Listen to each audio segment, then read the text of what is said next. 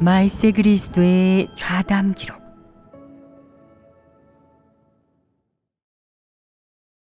다른 측면의 말씀. 발죄문. 본분을 이행할 때는 힘만 들이면 안 되고 마음도 다해야 한다. 마음을 다해야만 전력을 다할 수 있고 마음을 다하지 못하면 전력을 다할 수 없다. 힘만 다하고 마음을 다하지 않으면 그저 힘만 들이고 마음을 쓰지 않는 것이다. 이런 식으로 본분을 이행하면 하나님은 연락하지 않는다. 본분을 이행할 때는 언제든 마음과 힘과 뜻을 다해 하나님을 흡족케 해야 한다. 만약 내가 절반의 힘은 남겨놓고 남은 힘만 다하면서 너무 무리하면 안 돼. 무리해서 몸이 망가지면 앞으로 누가 나를 먹여 살리겠어? 라고 생각한다면 이런 마음가짐을 가지는 것은 어떻겠느냐? 내가 이런 마음가짐으로 본분을 이행하면 손해가 있겠느냐? 어떤 손해가 있겠느냐? 성령 역사를 잃는 것이 바로 손해다. 만약 하나님을 몇 년 믿고도 성령 역사가 없다면 아무것도 얻을 수 없을 만큼 큰 손해를 입게 될 것이다. 그러면 헛되이 믿은 것이나 마찬가지다. 많은 사람들이 진리를 추구하지 않아 몇 년 믿고 나면 바로 도태된다. 즉, 본분을 이행하는데 힘을 얼마나 쓰든 마음을 다하지 않으면 너는 진리를 얻을 수 없다는 것이다. 이는 손해가 아니겠느냐? 너희는 이것이 손해라는 것을 의식했느냐? 만약 정말로 진리를 깨달은 사람이라면 이 손해가 아주 크다는 것을 알 수 있다. 똑같이 하나님을 5년, 10년 믿었는데 진리 실제를 얻은 사람이 있는 반면 지금까지도 글귀와 도리만 얘기하는 사람도 있으니 이 차이는 크지 않으냐? 진리 실제를 얻은 사람은 어떻게 얻은 것이겠느냐?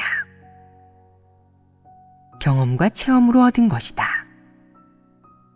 이는 하나님이 준 것이 아니겠느냐? 진리 실제는 얻지 못했으면서 여전히 글귀와 도리만 말하는 사람은 어째서 그런 것이겠느냐? 바로 진리를 추구하지 않았기 때문이다. 본분을 이행할 때 힘만 쓰고 마음은 다하지 않았는데 그 결과 하나님을 여러 해 믿었어도 진리를 얻지 못한 것이다. 하나님을 믿으면서도 진리를 얻지 못한 것은 복이겠느냐 화이겠느냐? 화입니다. 어째서 화이겠느냐? 이 일을 명확히 알 수 있겠느냐? 진리를 얻지 못한 것은 큰 일이겠느냐 작은 일이겠느냐? 큰일입니다.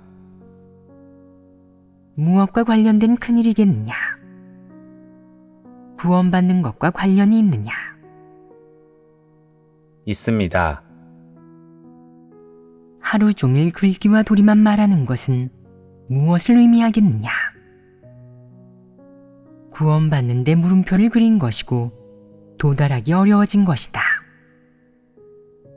하나님을 10년 정도 믿었는데 여전히 글귀와 도리만 말하는 사람도 있고 20년 정도 믿었는데도 여전히 진리 실제에 진입하지 못했으며 진리 실제가 무엇인지조차 모르는 사람도 있다. 이런 사람은 위험하지 않겠느냐? 구원받을 수 있을지가 미지수 아니겠느냐? 믿은 횟수가 같다면 어떤 부류의 사람이 구원받을 기회가 더 크고 희망이 더 크겠느냐? 글귀와 도리만 말하는 사람이겠느냐? 아니면 진리 실제가 있는 사람이겠느냐? 진리 실제가 있는 사람입니다. 이는 불보듯 뻔하다. 그럼 너희는 어떤 부류의 사람이 되겠느냐? 진리 실제가 있는 사람이 되겠습니다. 어떻게 해야 진리 실제가 있는 사람이 되겠느냐? 하나님의 말씀에 따라 실제로 실행해야 합니다. 본분을 이행할 때 하나님의 요구에 따라 마음과 힘과 뜻을 다하고 하나님을 흡족해 하기 위해 노력을 아끼지 않아야 합니다. 바로 그거다. 하나님의 요구대로 행하면 너는 진리를 얻을 수 있다. 이는 무엇과 관련이 있겠느냐? 사람의 결말과 종착지와 관련이 있다. 어떤 사람은 멍청하게도 잘난 체 하면서도 자신이 얼마나 큰 손해를 보는지도 모른다. 얼마나 큰 손해를 입는지도 모르면서 번지르르하게 글귀와 도리만 얘기하는데 위험한 벼랑 끝에 서 있는지도 알지 못한다. 구원받지 못하는 사람은 결국 어떤 말로를 맞이하겠느냐? 우선은 하나님에 의해 도태되는데 멀리 내다보면 결말이 어떻겠느냐? 심륜되고 멸망됩니다. 바로 이런 결말과 이런 종착지이다. 하나님을 믿고 이런 결말을 맞이하게 된다면 이게 사람이 하나님을 믿는 초심이겠느냐? 누구도 이런 결말을 원치 않을 것이다. 이런 결말을 원하지 않는다면 너는 그런 길을 걷지 마라. 진리를 추구하는 길을 걸어야만 구원받을 수 있다.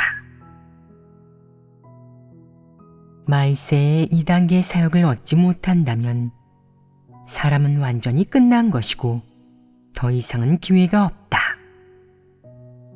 받아들이지 않았다고 해도 네가 어느 국가에서 태어났든 하나님의 말세의 2단계 사역을 받아들일 기회를 기다릴 수 있는 은혜 시대의 사역과는 다르다.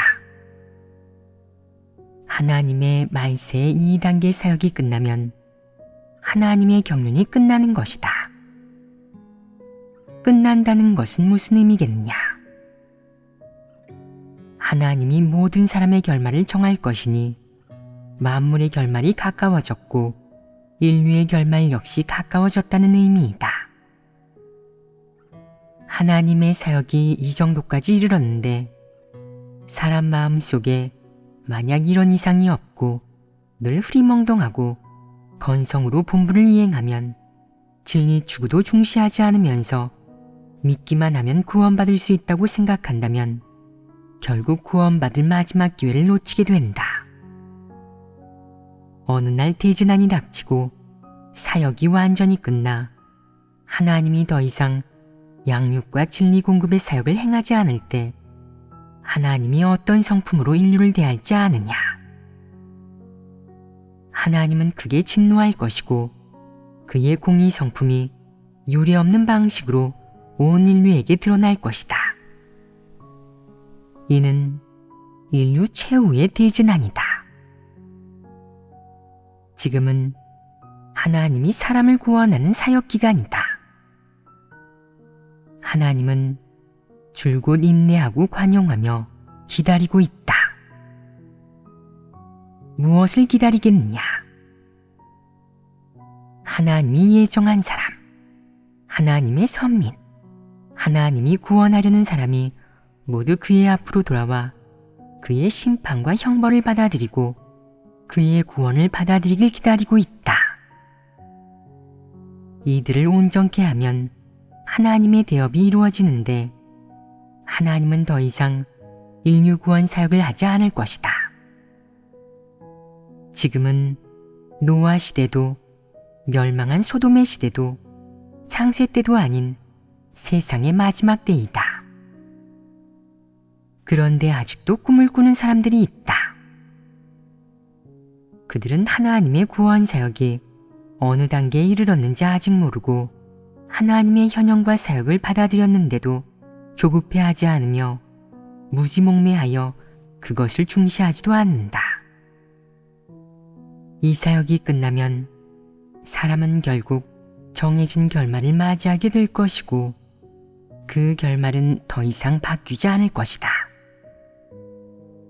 사람은 어리석게도 괜찮아. 하나님이 또 기회를 주실 테니까 라고 생각한다. 하나님이 사역하는 기간이나 기회를 주는 것이지 시대가 다 끝나면 기회가 또 어디 있겠느냐. 그것이 꿈을 꾸는 게 아니겠느냐.